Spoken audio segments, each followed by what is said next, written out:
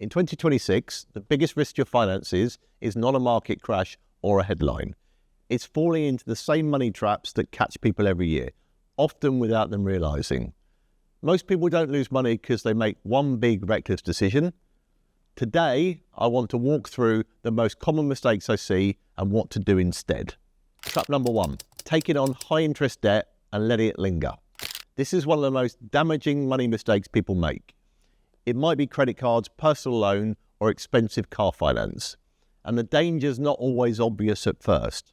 I've seen this many times. Someone's earning well, they're investing, they feel like they're doing the right things. But quietly in the background, they're carrying a credit card balance at 18 to 20% interest. Each month, part of their income is just disappearing just to service that debt. They might be earning 6 to 7% on their interest, but they're paying 18% on their debt.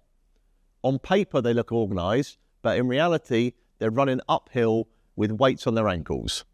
That debt quietly drains monthly cash flow, increases financial stress, and limits future choices. And the key point, you cannot out-invest expensive debt. Until high-interest debt is under control, everything else you do financially has to work harder just to stand still. What to do instead?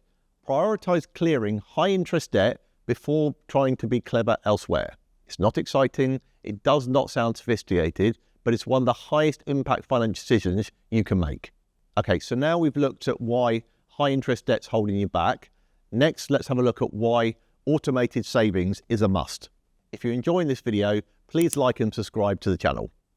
Trap number 2 is not having an automated savings or investing plan.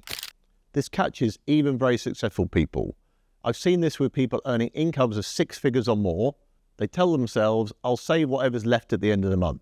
But the month fills itself. The mortgage goes out, the car finance goes up, subscriptions, lifestyles, upgrades, and a few things on the credit card.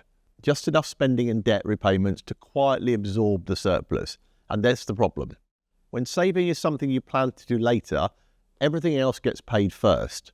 To stop savings becoming an option, automate part of your income at the start of the month to be put into your savings account. If you have everything else before you pay yourself, by the time you look, there's nothing left to save. If saving only happens when you feel disciplined, it will lose to convenience, lifestyle, and debt every time. What to do next? Automate savings and investing so it happens first, not last. Treat it like a non-negotiable bill. Pay yourself first. Good systems beat good intentions every time. Okay, so now we've looked at why automation is so important. Now let's look at how inflation could be eroding your money. Trap number 3 is leaving money sitting in places where inflation erodes it. This is one of the quietest traps. People think they're being sensible by keeping their money in the bank. It feels safe, but something is happening in the background. Imagine you have £10,000 in the bank. In 2014, a Big Mac in the UK cost roughly £3. That means 10,000 could buy you about 3,300 Big Macs. Now, fast forward to 2024, a Big Mac's roughly £5. You still have £10,000, but now you can only buy 2,000 Big Macs. Those burgers didn't get smaller, your money did. This is inflation. Typically, the interest rate from a bank is less than inflation, which is why it might not be the best thing to leave it in the bank. Now, I'm not saying cash doesn't have a role. It absolutely does. It helps with emergencies, short-term spending and flexibility, but long-term unplain cash is slowly losing value. What to do instead? Be clear what the cash is for. Short-term emergencies, needs, fine. Long-term money, no. For money you will not need for years, it needs the chance to grow faster than prices, not just sit still. Okay, now we're understanding why inflation is destroying wealth. Next, we will look at why every lifestyle upgrade is keeping you poor. Trap number 4, upgrading lifestyle every time income increases. This one rarely feels like a mistake, it feels earned. A bigger house, a better car, more expensive habits. We all know the story. You get a pay rise, you think about upgrading your car. Maybe you look at nicer houses close to the city. You book more holidays, take on some more subscriptions and habits, all quietly move you up a level. None of it feels reckless, but what actually happens is your upgrade raises your fixed costs. Once your fixed costs rise, flexibility falls. Now your income is higher, but so is the amount you must earn every month just to stand still. People don't feel richer, they feel more committed. Now they have more pressure, more stress, and less room to breathe. What to do instead? When income rises, prioritize buying freedom first, not lifestyle. Reduce debts, build buffers and emergency funds, and create options for yourself. Lifestyle can come later. Flexibility is far more valuable than it looks, especially when life changes. Okay, now we've looked at the dreaded income creep. Now let's look at why you need structure. Trap number 5, having no clear structure or purpose for your money. This is more common than people realize. Money ends up spread across lots of accounts. Invest in random places because you saw someone on TikTok say it was a good idea, or you have cash sitting with no clear purpose.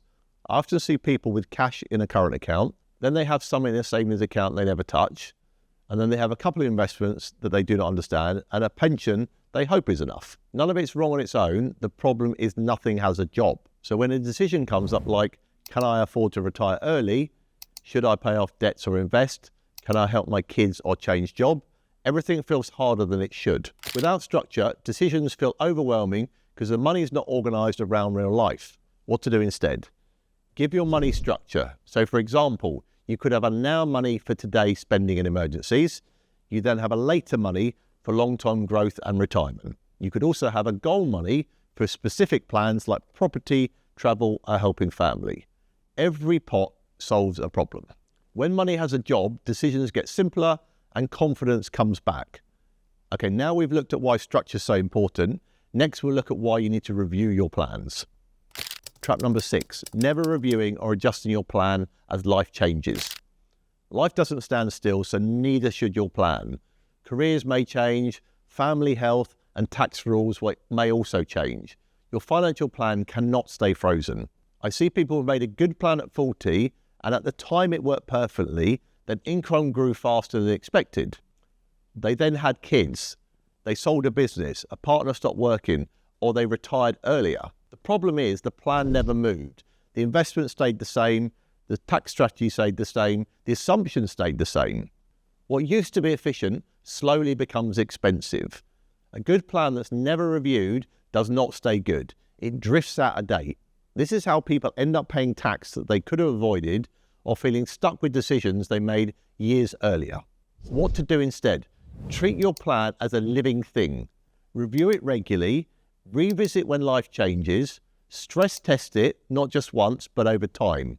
A good plan should adapt as you do, not lock you into decisions that no longer fit your life. Most money problems are not caused by bad investments. They're caused by lack of structure and decisions that are left unattended over time. In 2026, you do not need bold moves. You need clear thinking, good systems, and regular reviews. If a decision feels rushed, emotional, or overly complicated, pause. The best financial outcomes usually come from avoiding the big traps, not trying to be clever. If you found this useful, subscribe for more practical, clear, and thinking around your money.